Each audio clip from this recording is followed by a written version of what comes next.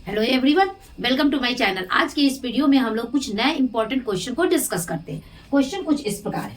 Question 1, nucleoside. अगर हम nucleoside की बात करें तो न्यूक्लियोसाइड पेंटोज शुगर यानी कि शुगर में कितने कार्बन होते हैं? 5। Pentose sugar plus nitrogenous base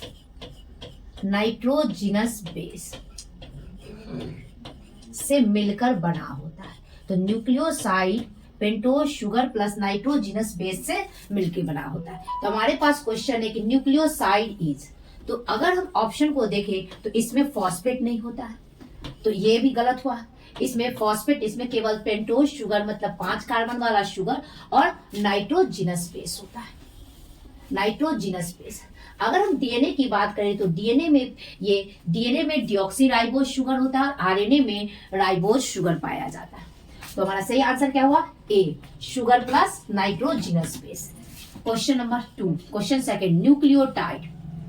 अगर हम लोग बात करें तो डीएनए न्यूक्लियोटाइड का पॉलीमर होता है। डीएनए या आरएनए ये न्यूक्लियोटाइड का पॉलीमर होता है, ये मिला होता है। और न्यूक्लियोटाइड 3 चीज से मिला होता है, ये शुगर, नाइट्रोजिनस बेस और फॉस्फेट ग्रुप से मिलकर न्यूक्लियोटाइड बना होता है। तो अगर हम लोग न्यूक्लियोटाइड की बात करें तो न्यूक्लियोटाइड के 3 कंपोनेंट होते हैं।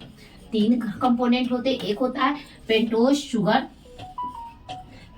शुगर, दूसरा होता है नाइट्रोजिनस बेस और फॉस्फेट ग्रुप। इससे मिलके न्यूक्लियोटाइड का निर्माण होता है, फॉस्फेट ग्रुप। या ऐसे कह सकते हैं कि nucleoside plus phosphate group. Nucleoside के साथ जब फॉस्फेट ग्रुप जुड़ने से न्यूक्लियोटाइड का निर्माण होता है। तो अगर हम लोग विकल्प को देखें तो इसमें क्या होता है? Sugar plus nitrogenous base plus phosphate group. तो हमारा सही आंसर क्या हुआ? D, sugar plus nitrogenous base plus phosphate group. Next question, purine base of DNA molecule has. अगर हम डीएनए की बात करें तो डीएनए एक प्रकार का जेनेटिक मटेरियल है। डीएनए का full form deoxyribo nucleic acid होता है और डीएनए में नाइट्रोजिनस बेस पाया जाता है। और नाइट्रोजिनस बेस 2 प्रकार के होते हैं। नाइट्रोजिनस बेस डीएनए में मिलते हैं, और ये नाइट्रोजिनस बेस 2 प्रकार के होते हैं, एक प्यूरिन और दूसरा होता है पाइरिमिडीन। प्यूरिन में 2 बेस होता है, ए और दूसरा जी यानी कि ग्वानिन। 2 बेस मिलता है, एक एडेनिन और दूसरा जी यानी कि ग्वानिन। ये 2 नाइट्रोजिनस बेस प्यूरिन में पाया जाता है। अगर हम पाइरिमिडीन की बात करें तो इसमें जो डीएनए में नाइट्रोजिनस बेस मिलता है वो होता है साइटोसिन, जिसे शॉर्ट फॉर्म में सी से रिप्रेजेंट करते हैं, और दूसरा थाइमीन जिसे शॉर्ट फॉर्म में टी से रिप्रेजेंट करते हैं। तो purine base of DNA molecule has, तो जो डीएनए में प्यूरिन बेस जो पाया जाता है वो होता है एडेनिन और ग्वानिन। तो कौन होता है? ए और जी। ए से एडेनिन, जी से ग्वानिन। तो हमारा सही आंसर क्या हुआ? C. Next question, DNA is genetic material of. DNA हमारे पृथ्वी पे जितने लिविंग है अधिकतर में डीएनए जेनेटिक मटेरियल होता है। तो हमारा क्वेश्चन है कि DNA is genetic material of. अगर हम ऑप्शन ए की बात करें, टीएमवी जिसका फुल फॉर्म हुआ टोबैको मोजाइक वायरस, ये एक वायरस है और इसका जेनेटिक मटेरियल आरएनए होता है। आरएनए का full form ribonucleic acid. B में बैक्टीरियोफेज, इसका जेनेटिक मटेरियल डीएनए होता है। तो हमारा क्वेश्चन कह रहा है कि DNA is genetic material of. DNA किसका जेनेटिक मटेरियल? डीएनए बैक्टीरियोफेज का जेनेटिक मटेरियल है। तुम्हारा सही आंसर क्या हुआ? बी। नेक्स्ट क्वेश्चन इस प्रकार है, व्हिच नाइट्रोजिनस बेस। अभी हमने बात की कि नाइट्रोजिनस बेस 2 प्रकार का होता है, एक प्यूरिन और pyrimidine. Is absent in DNA. DNA में कौन सा नाइट्रोजिनस बेस एब्सेंट होता है? अगर हम डीएनए की बात करें तो डीएनए में ए यानी कि एडेनिन, एडेनिन, जी यानी कि ग्वानिन, सी यानी कि साइटोसिन और टी यानी कि थायमीन नाइट्रोजिनस बेस पाया जाता है और डीएनए में यूरेसिल एब्सेंट होता है। तो अगर हम ऑप्शन को देखें तो डीएनए में थायमीन मिलता है, डीएनए में यूरेसिल एब्सेंट होता है, ग्वानिन मिलता है और साइटोसिन मिलता है। क्वेश्चन है कि किस डीएनए में कौन सा नाइट्रोजिनस बेस एब्सेंट होता है यानी नहीं होता। तो कौन नहीं होता है? यूरेसिल नहीं होता है। तो हमारा सही आंसर क्या हुआ? B. Next question, which type of bonding यानी कि bond present between the nitrogenous base of nucleic acid. अगर हम बॉन्ड की बात करें तो नाइट्रोजिनस बेस में ये ए यानी कि एडेनिन थायमीन के साथ डबल बॉन्ड बनाता है और ये डीएनए में एडेनिन थायमीन के साथ डबल बॉन्ड बनाता है और ये डबल बॉन्ड को हाइड्रोजन बॉन्ड कहा जाता है। और सी जी के साथ ट्रिपल बॉन्ड बनाता है और ये ट्रिपल बॉन्ड भी हाइड्रोजन बॉन्ड होता है और सी जी के साथ ट्रिपल बॉन्ड डीएनए में भी बनाता है और आरएनए में भी बनाता है। एक टी के जगह पे डी आरएनए में यू होता है, टी के जगह पे आरएनए में यूरेसिल पाया जाता है, टी के जगह पे आरएनए में यूरेसिल पाया जाता है यानी कि डीएनए में थायमीन होता है, थायमीन के जगह पे यूरेसिल नाइट्रोजिनस बेस आरएनए में पाया जाता है। अगर क्वेश्चन है कि कौन सा बॉन्ड नाइट्रोजिनस बेस के बीच में मिलता है तो कौन सा, ये चाहे डबल बॉन्ड हो या ट्रिपल बॉन्ड हो, इस बॉन्ड को हाइड्रोजन बॉन्ड कहा जाता है, हाइड्रोजन बॉन्ड। तो नाइट्रोजिनस बेस के बीच में हाइड्रोजन बॉन्ड मिलते हैं, ये डबल बॉन्ड भी हो सकते हैं और ट्रिपल बॉन्ड भी हो सकते हैं। हमारा सही आंसर क्या हुआ? D, hydrogen bond. Next question, pyrimidine. Pyrimidine is present in DNA. तो नाइट्रोजिनस बेस दो प्रकार के होते हैं, प्यूरीन और pyrimidine.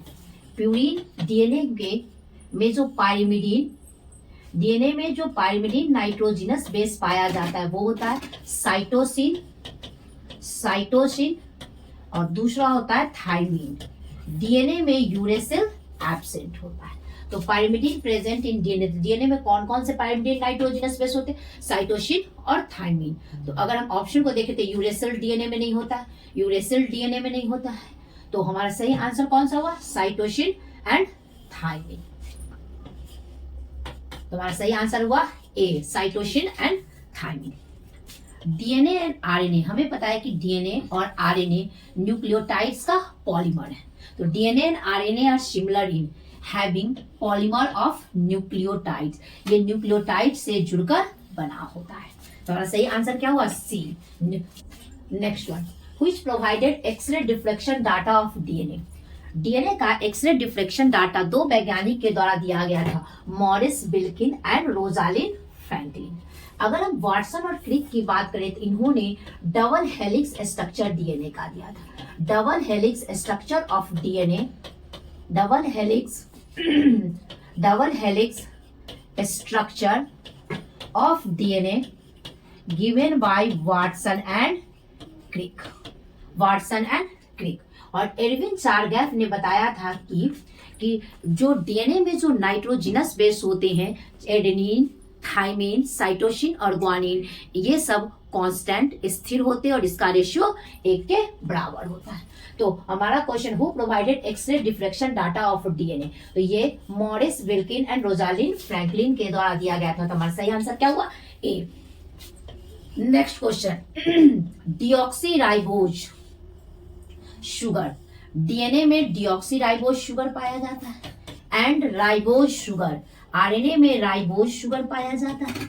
Belong to same class of sugar, क्योंकि ये पेंटोज शुगर होते हैं और इसमें 5 कार्बन होता है, कॉल्ड पेंटोजेस। तो both deoxyribose and ribose belong to same class of sugar called pentoses, उसे पेंटोजेस कहा जाता है। तुम्हारा सही आंसर क्या हुआ? B, pentoses. Next, which form of RNA, RNA के किस फॉर्म का स्ट्रक्चर क्लोवर लीफ की तरह होता है, clover leaf type of structure. ये स्ट्रक्चर टीआरएनए में, टीआरएनए का स्ट्रक्चर क्लोवर लीफ टाइप के प्रकार का होता है, इसलिए हमारा सही आंसर क्या हुआ, डी टीआरएनए।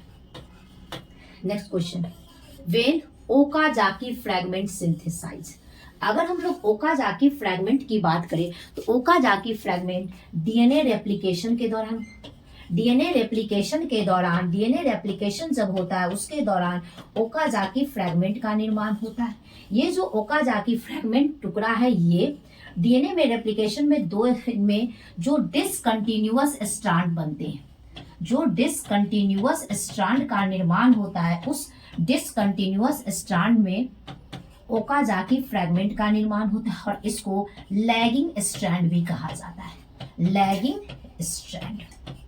और ओकाजाकी फ्रैगमेंट्स बाद में लाइगेज एंजाइम के द्वारा जुड़ते हैं। तो अगर हम ऑप्शन को देखें तो ड्यूरिंग कंटिन्यूअस रेप्लिकेशन, तो कंटिन्यूअस रेप्लिकेशन के दौरान ओकाजाकी फ्रैगमेंट नहीं बनता। During discontinuous replication of DNA के दौरान ओकाजाकी फ्रैगमेंट का निर्माण होता है और in lagging strand of DNA के लैगिंग स्ट्रैंड में होता है। हमारा सही आंसर क्या हुआ, D, both B and C. Next question, formation of mRNA from DNA, formation of mRNA from DNA.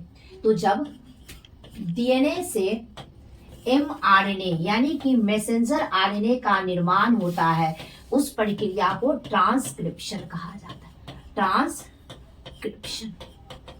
तो क्वेश्चन है formation of mRNA from DRNA is called transcription. तो डीएनए से mRNA का निर्माण होता है, उस प्रक्रिया को ट्रांसक्रिप्शन कहा जाता है, यानी कि सही आंसर क्या हुआ, A. Next, control of gene expression.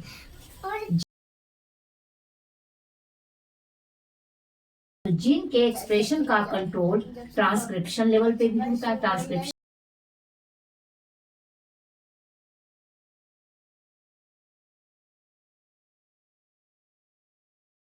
Lesson level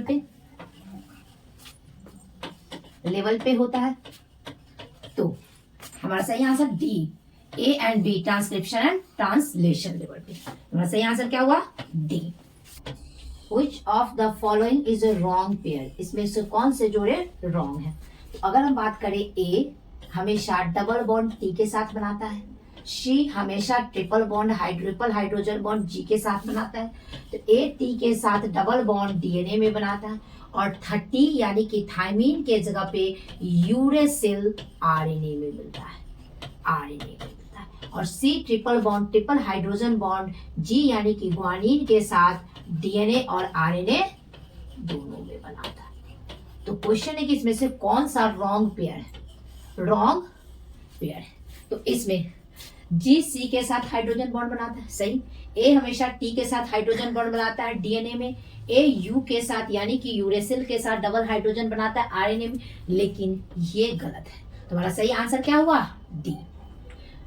next question, Which of the following is not a termination codon? इसमें क्वेश्चन ये निगेटिव में क्वेश्चन है कि इसमें से कौन सा टर्मिनेशन कोडोन नहीं होता। तो अगर हम लोग टर्मिनेशन कोडोन की बात करें, टर्मिनेशन कोडोन, तो टर्मिनेशन कोडोन 3 होते हैं। एक होता है UAA, UAG और UGA, ये टर्मिनेशन कोडोन होता है। तो अगर हम विकल्प की बात करें तो UAG ये टर्मिनेशन कोडोन है, UGA टर्मिनेशन कोडोन है, UUA टर्मिनेशन कोडोन है। और क्वेश्चन पूछा गया कि which of the following is not a termination codon, तो हमारा आंसर होगा सी, जो टर्मिनेशन कोडोन नहीं है। तो AUG और GUG को स्टार्ट कोडोन कहा जाता है, इसको स्टार्ट कोडोन कहा जाता है। तो अगर हम देखें तो termination codon UAA, UAG, UGA को कहा जाता है, और स्टार्ट कोडोन AUG और GUG को कहा जाता है। तो हमारा सही आंसर क्या हुआ, सी। आज के लिए इतना ही, थैंक यू।